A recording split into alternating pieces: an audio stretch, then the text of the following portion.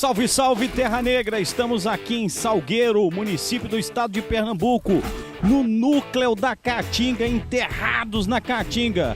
E hoje nós vamos trabalhar com esse, que é o quarto maior bioma do Brasil, 854 mil quilômetros quadrados. Este que é o bioma do Verdém do Magrém, descrito por Euclides da Cunha. O Verdém na estação do inverno chuvoso e o Magrém é onde nós estamos, o verão seco do sertanejo, onde os arbustos perdem suas folhas. E aí nós vamos falar dessa caatinga maravilhosa. Solta aí, meu querido Ângelo, que sabe tudo de caatinga. Solta a vinheta!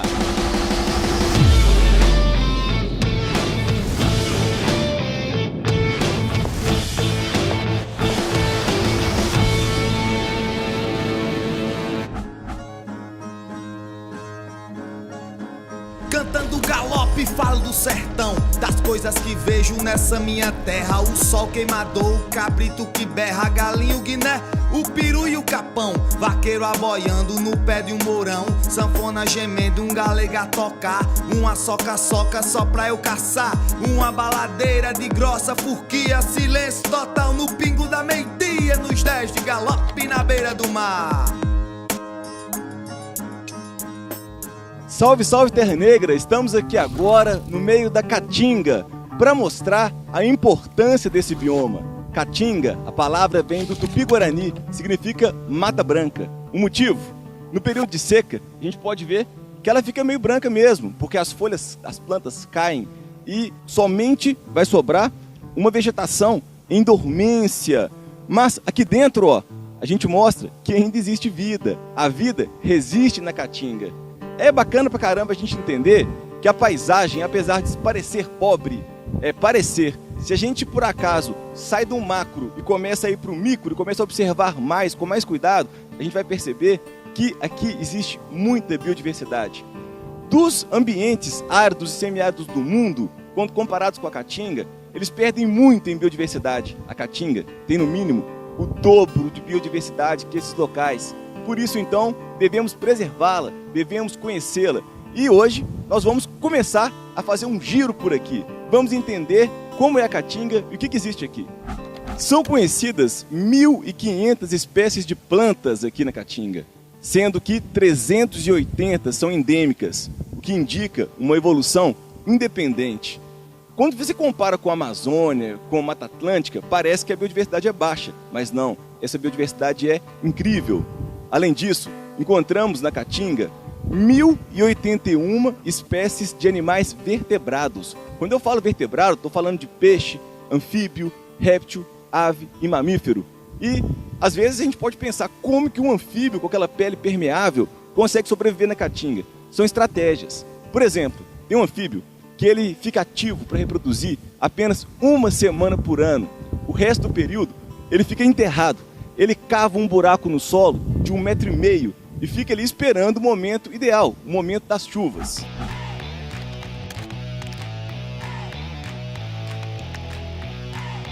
Para sobreviver nesse ambiente aqui, as plantas têm estratégias e eu vou mostrar algumas diferentes estratégias para vocês. A primeira são plantas anuais. Elas nascem, crescem e reproduzem no período de chuva e morrem na seca. Quando você olha para cá, ó, as plantas herbáceas, que são essas plantas que eu estou falando, as anuais, elas estão morrendo nesse período agora. Elas cumpriram o seu ciclo, reproduziram, as flores foram polinizadas, as sementes foram formadas, dispersaram e vão ficar dormentes até a próxima chuva para garantir a propagação e a continuidade dessa espécie. Outras plantas têm um ciclo de vida longo, por exemplo, as cactáceas. Para conseguir viver no período de seca, ela tem ótimas estratégias. As raízes das cactáceas são raízes pequenas e superficiais, que conseguem pegar muita água quando é possível, quando chove. Mas ela tem que acumular essa água o resto do ano. E para acumular, ela tem várias estruturas interessantes que eu vou mostrar para vocês. A primeira é um caule. Esse caule dela aqui, ó, é um caule que tem muito parênquima, chamado parênquima aquífero. Se eu faço um corte aqui, ó, eu mostro para vocês que aqui dentro tem água. Ela armazena bastante água. Dá uma olhadinha, cara. Ela armazena bastante água para sobreviver o ano inteiro. é muito úmido, encharcado aqui dentro. Em meio a essa secura do ambiente externo, um ambiente repleto de água. Uma outra estratégia ainda dessas cactáceas é perder as folhas. Elas não têm folhas, ou ainda elas têm folhas modificadas em espinhos. É interessante diferenciar o espinho do acúleo. Espinho pode ter diferentes origens. Nesse caso, a origem do espinho é que ele é uma folha modificada. Alguns espinhos, eles são do caule, mas para ser espinho tem que ter vaso condutor de seiva. Tem xilema, tem floema. É diferente dos acúleos das roseiras. Nas roseiras nós encontramos projeções da epiderme, a última camadinha que reveste a planta, não sendo então espinho. Aqui os espinhos, eles são interessantes porque eles diminuem muito a superfície de contato com o meio, diminuindo também a perda de água. Mas você pode estar pensando, se ela não tem folha, como que ela faz fotossíntese? Observe, esse caule aqui é verde. E além de ser verde, ele tem clorofila por ser verde. E consegue captar a luz do sol e converter energia luminosa em energia química para a planta. Para fazer a fotossíntese também é preciso que ocorram trocas gasosas. Essas trocas gasosas são feitas por estruturas chamadas estômatos. O gás carbônico utilizado na fotossíntese entra pelo estômato. Uma estrutura que você não está vendo aqui porque ela é microscópica, mas a gente vai jogar uma imagem agora para você poder ver o que é um estômato. O estômato ele pode ficar aberto ou fechado. Tem uma estrutura chamada ostíolo, que em alguns momentos fica aberto para troca gasosa, em outros momentos fica fechado. E o probleminha é que quando o estômato fica aberto, além de fazer a troca gasosa, ele perde água. Aqui nesse ambiente, abrir o estômato no momento de secura, de sol, seria a morte. Por isso, essas cactáceas elas têm uma estratégia. Elas são plantas chamadas de plantas MAC, metabolismo ácido das crassuláceas. Ela não é uma crassulácea, ela é uma cactácea, mas o metabolismo é de crassulácea. Ela fecha o estômato agora durante o dia, não perde água e ela vai abrir os estômatos à noite. Quando ela abre o estômago, ela pega o gás carbônico da atmosfera, acumula num ácido chamado ácido málico. E esse ácido málico, durante o dia, devolve o CO2 para que a planta possa fazer a fotossíntese e sintetizar os seus carboidratos. Plantas diferentes possuem estratégias de sobrevivência diferentes. Aqui agora, ao lado de uma planta arbórea, que não tem aquela capacidade de abrir o estômago durante a noite, como as cactáceas, mas ela tem uma outra estratégia. No período da seca, quando a coisa aperta, ela perde as folhas. São plantas chamadas caducifólias. E, perdendo as folhas, elas também perdem os estômatos, estrutura que faz troca gasosa e por onde ocorre a evapotranspiração. Sem folha nenhuma, ela não perde água, mas ela tem que entrar num estágio de dormência. Ela diminui seu metabolismo e sobrevive daquilo que acumulou nos outros períodos do ano. Essa é uma das estratégias de plantas arbóreas. Outras plantas arbóreas têm estruturas bem interessantes.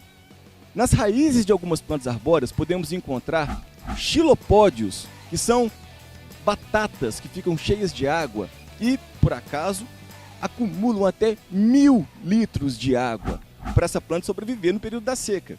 Essas plantas são fundamentais para a biodiversidade. Pra você ter uma noção, um umbuzeiro, a gente vai mostrar um umbuzeiro de perto. Ele tem esse tipo de estrutura e ele gera flor, ele solta sua flor no período mais seco do ano, contribuindo para a sobrevivência de polinizadores, de abelhas, por exemplo.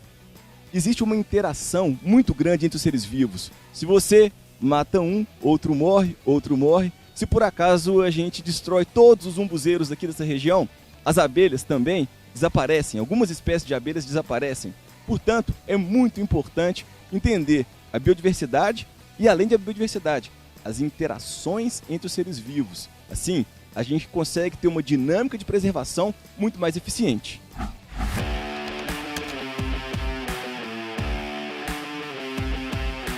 Já conhecemos o mandacaru, agora vamos embrenhar na caatinga para a gente descobrir outras plantas, ver se a gente acha alguma planta diferente. Todas que a gente achar, a gente vai filmar e mostrar para vocês. Eu quero que a gente consiga perceber que esse ambiente é diverso, e mesmo que as cactáceas, existem várias. Vamos procurar e vamos ver quais são as cactáceas encontradas aqui nessa região riquíssima, linda.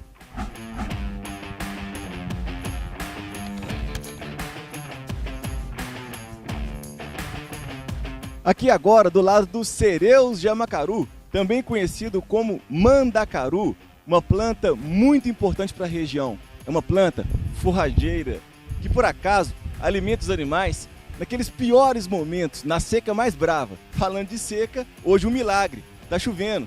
Tinha muito tempo que não chovia nessa região e hoje trouxemos a chuva para o sertão. Olha que beleza!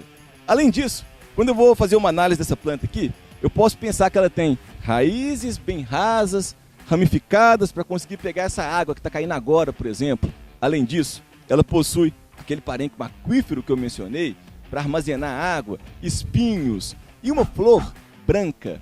A flor branca só abre durante a noite e é polinizada por mariposas e por morcegos. Uma coisa bem interessante é que eles falam que o mandacaru solta sua flor antes das chuvas. Na verdade, ele solta a flor no início das chuvas. É um processo bem interessante, ecológico. Ele se antecipa. O momento que a planta mais vai gastar energia é na produção de seus frutos, que são fundamentais para dispersar suas sementes. Os frutos são resultados de polinização das flores. Então, quando começa o período chuvoso, ele libera as flores, essa flor é polinizada e gera os frutos. No momento que ele mais tem que produzir energia, que ele mais tem que fazer fotossíntese, é o momento da abundância da água. Assim ele constrói frutos ricos em carboidratos atrativos, um fruto vermelho, que é comido por animais e disperso, espalhando essa planta aqui pelo sertão.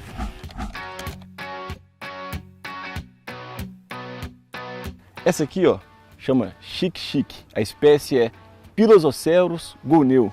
Muitas pessoas confundem o xique-xique com o mandacaru, mas tem algumas diferenças bem fáceis de serem observadas. Por exemplo, os espinhos deles são mais longos, mais duros, e essas reentrâncias, esses incrustamentos que ele tem aqui, são menores.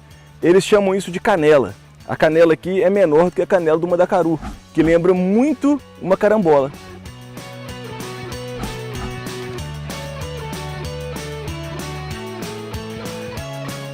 Agora a gente está perto de um facheiro, Pilosoceros fasciciados. Olha o tamanho desse facheiro aqui, provavelmente é bem antigo. E também é uma cactácea, uma outra planta muito bacana e encontrada na Caatinga.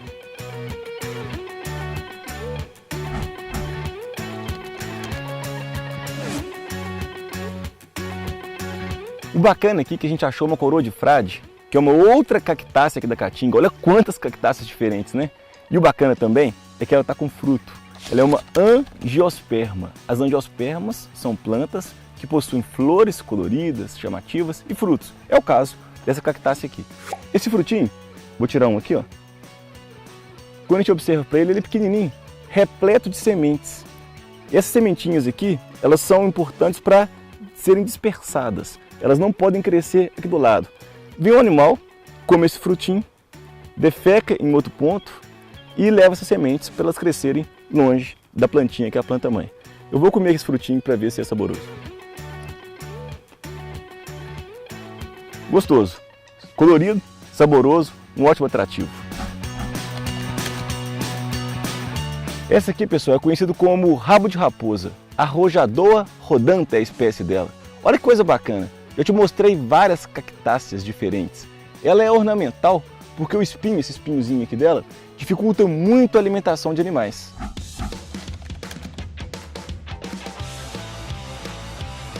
Aqui a gente tem uma planta conhecida como favela, Cnidoscolus philacanthus. É uma planta forrageira, muito utilizada para alimentação de animais. Estamos aqui agora do lado de uma Spondias tuberosa, essa é a espécie do umbuzeiro.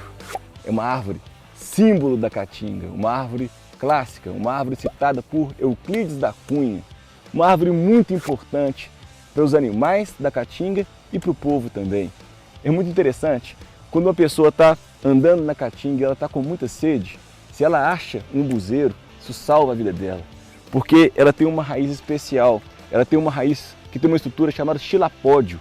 Esse xilapódio armazena água, é uma batata cheia de água, e isso salva a vida de uma pessoa. Ele pode cortar esse xilapódio, espremer e beber a água. Um comentário das pessoas da região da Caatinga é que eles não conseguem mais achar um umbuzeiro, por acaso, mais velho, grande, como esse aqui, raro, esse achado raro que a gente teve aqui agora.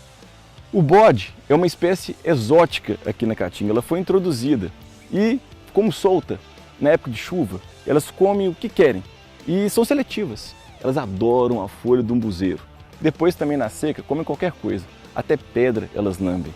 Mas por gostarem muito das folhas do umbuzeiro, sempre que tem folha, sempre que está chovendo, elas detonam os umbuzeiros novinhos, que acabam não resistindo e morrendo, levando em risco essa espécie. Essa espécie pode ser extinta por causa desse fato. O umbuzeiro tem um fruto que tem uma polpa preciosa, muito boa para fazer suco, para fazer sorvete, para fazer doce, muito explorada.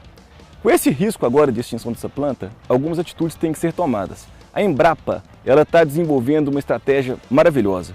Eles estão selecionando um banco genético de preservação de sementes diferentes desse umbuzeiro. Porque daí no futuro eles podem plantar essas sementes e recolonizar áreas. Alguns projetos mostram que você pode plantar umbuzeiros, muitos em uma área de 10 em 10 metros, 20 em 20 metros, e depois de um tempo, por mais que vários vão morrer, porque é difícil da gente cultivar hoje em dia umbuzeiro por causa dos bodes. Pode ser que alguns sobrevivam. Isso é um incentivo da Embrapa para a gente manter essa espécie, para preservar o umbuzeiro.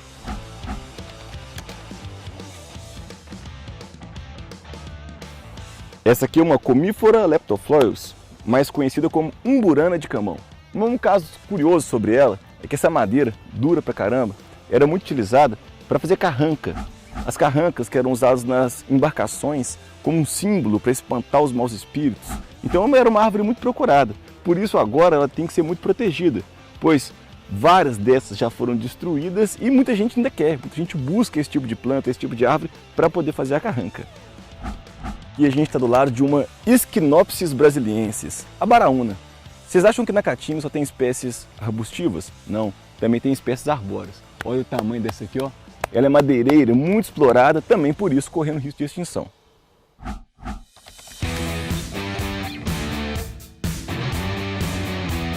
Galera, esse aqui é o Pseudobombax simpliciforum, também conhecido como imbiruçu.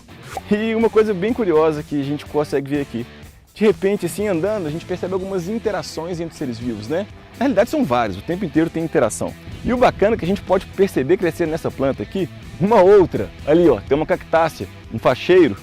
E o bacana é que ele cresceu em cima de um cupinzeiro. Isso mostra diversas interações, diversas relações ecológicas em um ponto só. Por exemplo, para começar a gente pode falar do cupinzeiro. Relacionamento ecológico entre cupins e uma sociedade. Também podemos perguntar, como que esse facheiro veio parar aqui? Na realidade, aconteceu uma coisa muito bacana. Um passarinho comeu uma sementinha de facheiro e depois defecou aqui, fazendo uma dispersão de sementes, uma ornitocoria, sendo mais específico, mostrando então que as espécies não podem ser isoladas, elas têm que interagir, a interação é fundamental para a existência e qualidade de vida delas.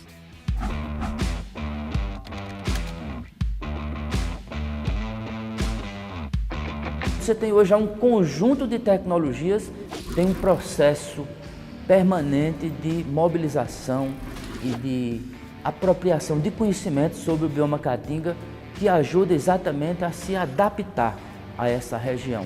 Já tem aí universidade, como a Universidade Federal Rural de Pernambuco, estudando essências da Caatinga para o uso medicinal, conhecimentos que vêm tradicionais dos rezadores, dos benzedores, das parteiras aqui dessa região, que hoje está começando a embrionar alguns trabalhos dentro das universidades e dos órgãos de pesquisa para comprovação, e é incrível como está se comprovando, aquele conhecimento tradicional que a gente entende que é também ciência, às vezes a academia, né, e os órgãos de pesquisa não querem entender isso como ciência, mas é uma ciência sim, e é uma ciência que vem da vida, vem da vivência. O que é a ciência, senão a busca de qualidade de vida para as pessoas, para a humanidade? Então, se esses conhecimentos traz soluções para problemas da sociedade, então os conhecimentos tradicionais, eles são sim ciências, e a posição nossa da sociedade civil perante a Convenção de Combate à Desertificação, e o governo brasileiro também tem levado, né, de valorizar os conhecimentos das populações tradicionais, sendo a Caatinga um patrimônio exclusivamente brasileiro. Depois de muito rodar por aqui, nós percebemos que as plantas são muito mais adaptadas do que resistentes. A resistência ela vem da adaptação. Aqui na Caatinga, um bioma exclusivo do Brasil, nós temos plantas adaptadas Humanos adaptados, animais adaptados. Existe uma grande diferença entre resistir e adaptar. Vimos humanos que resistem à seca, sofrem, têm muita dificuldade de sobreviver. E também conseguimos perceber humanos adaptados. Olha que coisa bacana, existe aqui na Caatinga já uma agricultura chamada agricultura sintrópica, onde a qualidade de vida é ótima. A grande diferença de ser adaptado e resistente está no conhecimento, na educação, que tem que ser difundida. Todos devem ter acesso a isso para melhorar a qualidade de vida. Um grande abraço. Eu admiro o povo do sertão que carrega grandeza de verdade. É tão rico em sua simplicidade, no seu mundo que é um pedaço de chão. Desde novo já traz a vocação de entender os sinais da natureza. Vive assim rodeado de beleza e é feliz com tudo que Deus lhe deu. No pequeno universo todo seu, que em tudo é repleto de grandeza. E eu sei que não há na sua vida alegria maior do que o inverno. A natura vestindo um belo terno, dando luxo pra terra ressequida. Nessa valsa o roçado lhe convida para um baile chamado cultivar, se formando a missão de fecundar o alimento divino dessa gente. E o diploma recebe tão contente na colheita que vem lhe abençoar. Se a chuva abençoa é a alegria e a certeza de um ano de fartura, pois a água que é vida sempre cura a incerteza de um inverno que viria. Põe na mata uma bela fantasia com os pássaros escruviteando, tão felizes no canto anunciando e agradecendo a Deus pelo presente que abençoa o sertão completamente. E esse é o mundo que eu vivo contemplando.